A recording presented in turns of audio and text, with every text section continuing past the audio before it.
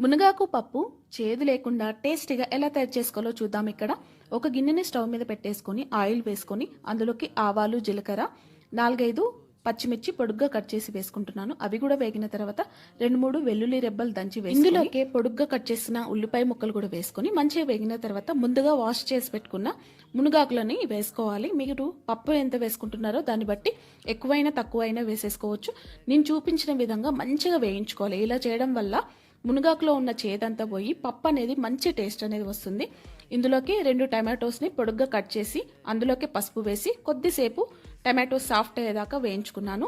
నేను ఇక్కడ పెసరపప్పు ఎర్రపప్పు అంటే మైసూర్ పప్పు అండి, ఈక్వల్ పార్ట్స్లో తీసుకుంటున్నాను. ముందుగా వాష్ చేసి గిన్నెలోకి వేసుకుని ఒకసారి వేయించుకున్న తర్వాత సరిపడని వాటర్ వేసుకుని కొంచెం పలుకుగానే పప్పు ఉడికిన తర్వాత ఇందులోకి పచ్చిమిర్చి, జీలకర్ర, వెల్లుల్లి, ఉప్పు వేసుకున్న పేస్ట్ వేసుకొని 5 మినిట్స్ ఉడికిన తర్వాత లెమన్ జ్యూస్ వేసుకుని